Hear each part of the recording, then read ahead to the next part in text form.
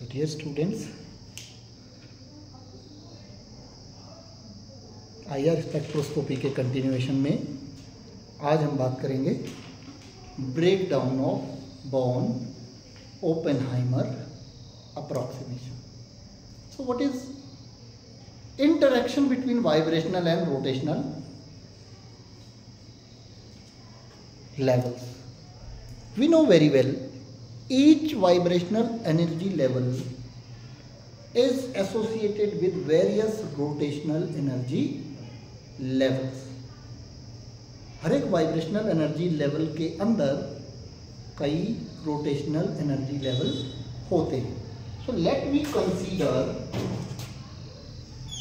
This vibrational energy level. नीचे से बनाते हैं थोड़ा. This vibrational energy level V is equals to 0, right? And it is associated with so many rotational energy levels like this.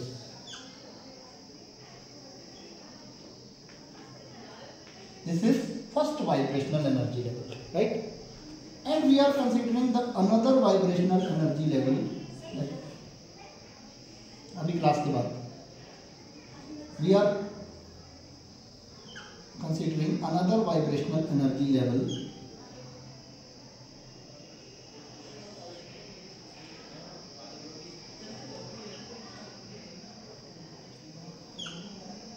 this is V equals to 1. First vibrational energy level, second 1 2 3 4 5 6 एक और बना देते हैं. ये बीच में आ गया, ये हटा देता हूँ मैं. ठीक है, ये आपका एक और हो गया. अब ये this is J equals to 0 1 2 3 4 5. 0 1 2 3 4 5. J is symbol of rotational energy. जैसे V से vibrational energy level J, here J dash. J dash means next का rotational energy level is equals to 0 1 2 3 4 5, right. अब बात यहाँ आती है कि जब कोई मॉलिक्यूल अपना वाइब्रेशनल एनर्जी लेवल चेंज करेगा तो वो यहाँ से यहाँ जाएगा. अब यहाँ से यहाँ कहाँ जाएगा? ये मान लीजिए कि कोई आदमी उठ के इस बिल्डिंग से इस बिल्डिंग में जा रहा है, तो इस बिल्डिंग से इस बिल्डिंग में कहीं तो जाएगा ना. ये अलग अलग फ्लोर्स हैं. इस फ्लोर से इस फ्लोर जाएगा या इस फ्लोर से इस फ्लोर जाएगा. कहाँ जाएगा? This is the condition of interaction of vibrational and rotational energy level, and it is also associated with break down of Born Oppenheimer approximation. Break down of Born Oppenheimer approximation क्या कहता है? Born Oppenheimer approximation ये कहता है कि ये जो vibrational और रोटेशनल एनर्जी लेवल्स का ट्रांजिशन है, इनका एक दूसरे पे कोई फर्क नहीं पड़ता है. ये एक दूसरे से क्या होते हैं? इंडिपेंडेंट होते हैं. लेकिन वाइब्रेशनल रोटेशनल के केस में ये एक दूसरे के इंडिपेंडेंट नहीं होते हैं. कहाँ होते हैं? इलेक्ट्रॉनिक में होते हैं. एक दूसरे पे कोई फर्क नहीं पड़ता है. लेकिन यहाँ पड़ता है. कैसे पड़ता है इसको हम समझेंगे. What is vibrational rotational interaction. तो अब हम यहाँ से देखें, इसको हम समझें कि कोई जो है ये यहाँ से चला J इक्वल्स टू 0 से J इक्वल्स टू 1 में, तो डेल्टा V कितना हुआ? यहाँ डेल्टा V इक्वल्स टू कितना हुआ? Final minus initial +1. वही वापस आएगा तो क्या होगा? -1. तो IR के लिए जो सिलेक्शन रूल है, delta V equals to +-1 and +-2 होता है. ठीक, ये तो नाम मात्र होता है, तो हम क्या लेके चलते हैं? ओनली +-1. ठीक है. और डेल्टा J भी हुआ यहाँ. डेल्टा J क्या हुआ? Final minus initial. तो क्या हुआ? And delta J equals to क्या हुआ? +-1. यही उल्टा भी हो सकता है. कैसे? यहां देखें, इसको हम कहेंगे डेल्टा J इक्वल्स टू यहां कितना होगा? Delta J equals to 0 - 1. यानी -1। तो डेल्टा V प्लस टू +1 के लिए डेल्टा J +1 भी हो सकता है और -1 भी, 2 चांसेस है नहीं है। ऐसे ही और भी हो सकते हैं, देखिए अब इसको देखते जाते हैं। देखो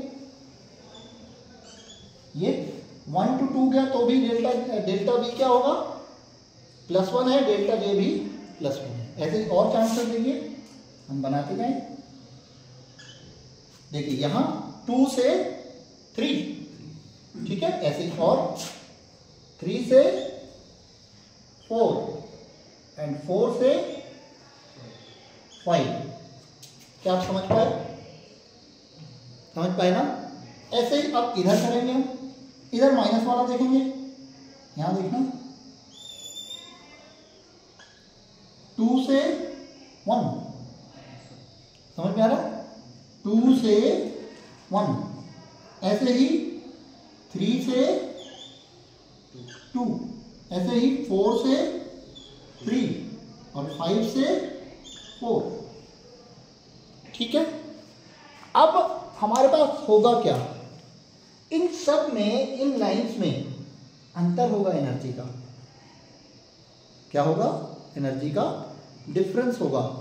तो जो इस ट्रांजिशन की वजह से जो एब्जॉर्प्शन आएगा IR में, उसको बोलते हैं R ब्रांच और इसको बोलते हैं P ब्रांच। P बीच में डेल्टा J जब 0 होना चाहिए, वो उसको क्या कहते हैं, Q। तो PQR ब्रांचेज, क्योंकि selection rule delta J 0 allow नहीं करता है यहाँ, इसलिए Q ब्रांच विजिबल नहीं होती है। तो PR ब्रांच विजिबल होती है यहाँ, PR for delta J +1, P for delta J -1, delta V for both is +1, -1 हो तो भी वही है। ये पूरा कॉन्सेप्ट आप समझ गए, ठीक है। पूरा कॉन्सेप्ट क्या कहता है, formation of P and R branches, formation of PR branches in IR।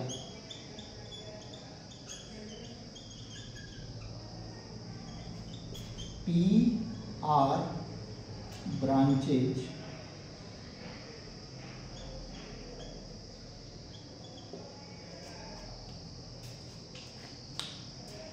कोई डाउट है इसमें?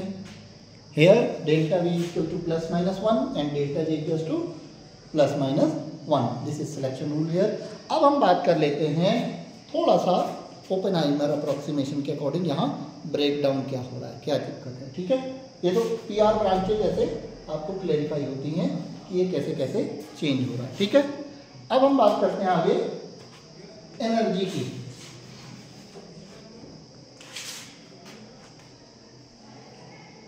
Total energy, total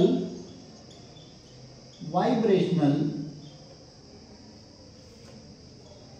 and rotational energy E total will be given by E rotational plus E vibrational. E vibrational कल हमने पता की थी क्या, V +½ H omega होती है, लेकिन अगर हम हार्मोनिक ऑसिलेटर माने तो एन हार्मोनिक हो तो थोड़ा और बढ़ जाता है, क्या, V +½ का square H omega XC, XC is an harmonicity constant. अब यहाँ पे हमें रोटेशनल एनर्जी भी जोड़नी पड़ेगी, रोटेशनल एनर्जी भी जोड़नी पड़ेगी। तो वो क्या होगी, यहाँ पे rotational energy will be equal to, rotational energy होती है dJ × J+1। D is rotational constant, B क्या है, रोटेशनल कांस्टेंट। अगर हम मॉलिक्यूलर रोटेशन को रिजिड रोटर माने, अब यहाँ ब्रेक डाउन का कॉन्सेप्ट क्या है, इसको समझना पड़ेगा ध्यान से। रिजिड रोटर, रोटेशनल में दो चीजें आती हैं, एक होता है रिजिड रोटर और दूसरा होता है नॉन रिजिड रोटर। मतलब आप ये मॉलिक्यूल कंसीडर करिए इसको, ठीक है। इसके इधर एक एटम लगा हुआ है बॉल लाइक, इसके इधर एक एटम लगा हुआ है बॉल लाइक, और ये घूम रहा है, ये क्या हो रहा है, घूम रहा है। अब दोनों के बीच में अगर पेन से ही जुड़ा हुआ है, दोनों पेन से ही जुड़े हुए हैं, तो ये पेन घूमने की वजह से क्या होता है, सेंट्रीफ्यूगल फोर्स लगता है बाहर की तरफ, ये पेन खींचेगा नहीं, रिजिड है ना ये दोनों के बीच में, ये क्या है, रिजिड, पेन खींचेगा नहीं, ठीक है, और ये घूमता रहेगा और दोनों के बीच की डिस्टेंस क्या होगी, वही रहेगी जो है, यानी आर वही रहेगा। लेकिन क्या हो कि आप इमेजिन करो इन दोनों के बीच में क्या है, दोनों बॉल्स के बीच में स्प्रिंग है और इसको घुमाओ तो क्या होगा, दो स्प्रिंग के दोनों साइड बॉल लगी और स्प्रिंग को आप घुमाएं तेजी से तो क्या होगा, धीरे धीरे स्प्रिंग खींचेगा, यानी कि जो बॉन्ड लेंथ है वो पहले जितनी थी वो उतनी नहीं रहेगी, वो क्या बन जाएगा, वो होगा नॉन रिजिड रोटर। हम मॉलिक्यूल को, अगर मॉलिक्यूल की रोटेशनल एनर्जी कैलकुलेट करते हैं considering the molecule as rigid rotor, वो कितनी होती है, Bj into J+1, J is rotational energy level and B is rotational constant, ठीक है, Bj into J+1 होती है।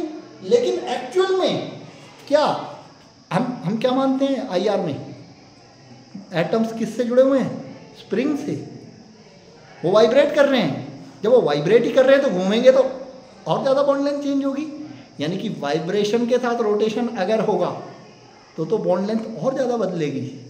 यही है ब्रेकडाउन ऑफ बॉन्ड ओपेनहाइमर।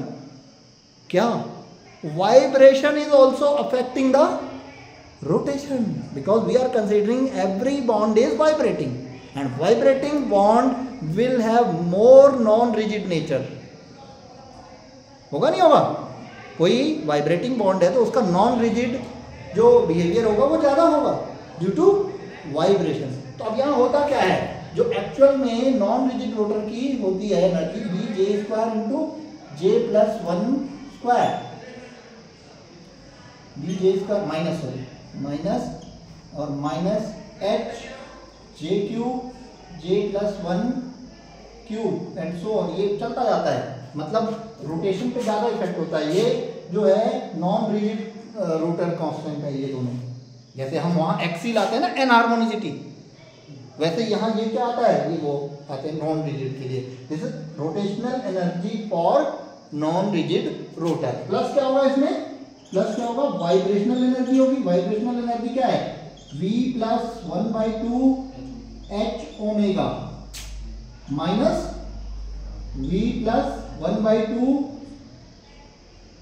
का स्क्वायर H ओमेगा XE, यही होता है। ये एन हार्मोनिक ऑसिलेटर की ये टोटल एनर्जी हो जाएगी हमारी।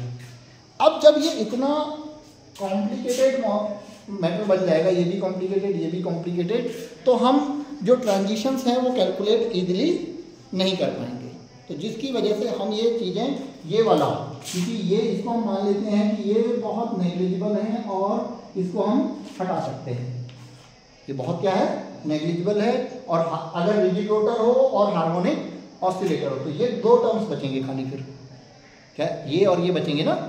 तो इन दो टर्म्स को हम खाली ले लें तो हमारे पास क्या बचेगा डियर, जो ई एनर्जी कौन सी, vibrational and rotational, for what, for non rigid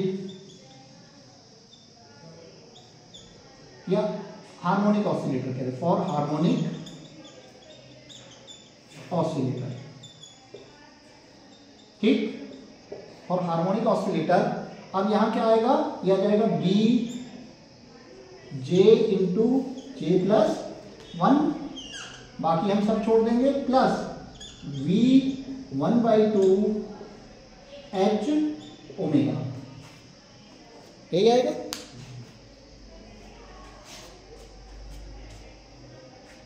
यही आएगा ना।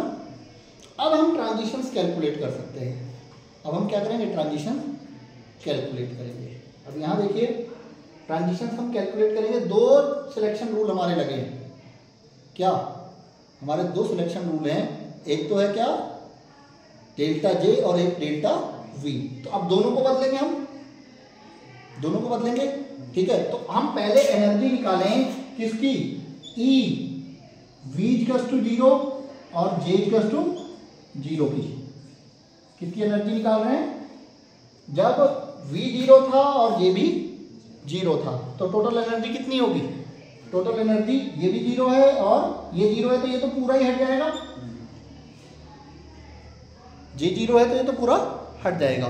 बचेगा क्या खाली यहाँ 1/2 एच ओमेगा बचेगा, तो it will be 1/2 H omega.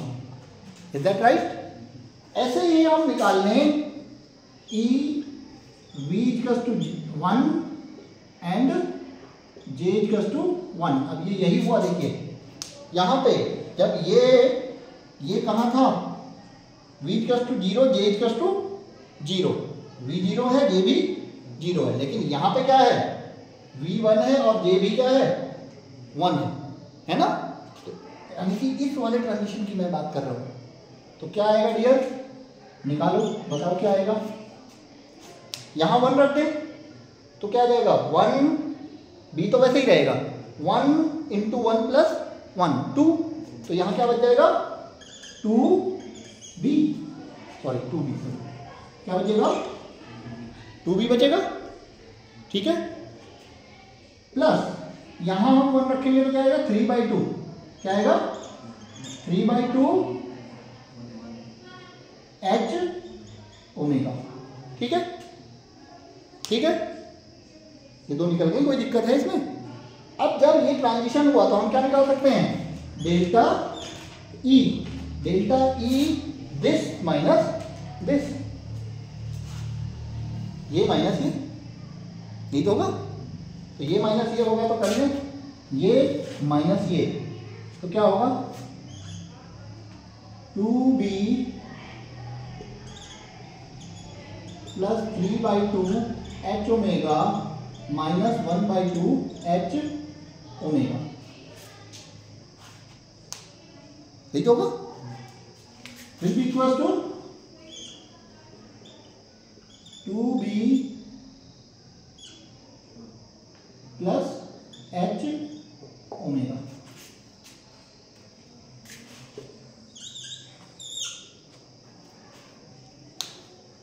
कैसे आएगा, एच ओमेगा कॉमन लीजिए, 3/2 minus 1/2 will be 1,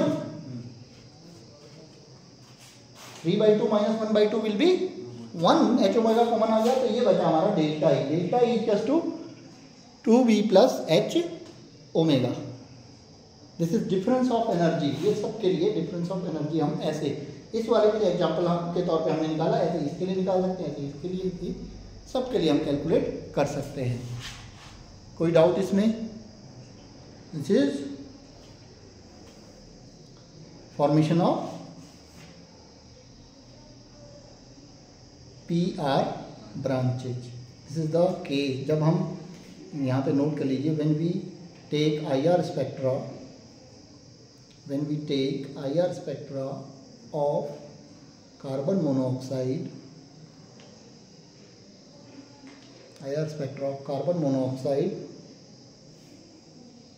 we can clearly observe P and R branches and calculate the values of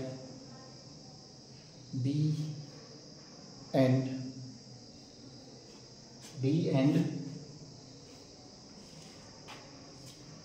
omega using these signals. But यहाँ चक्कर क्या है, यहाँ ब्रेक डाउन का चक्कर क्या है,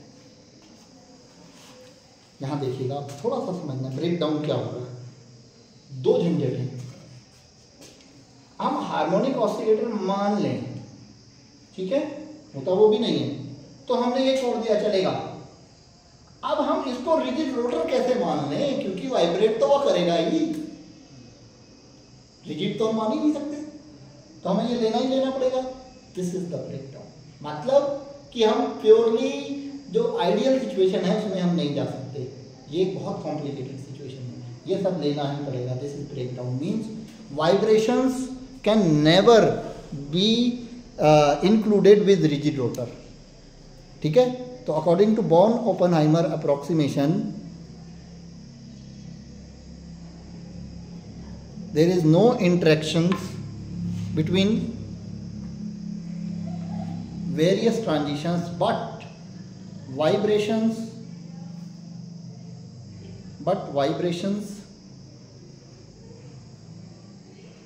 always affect rotational energy levels because rotational energy levels, because vibrating molecule can never be a rigid rotor.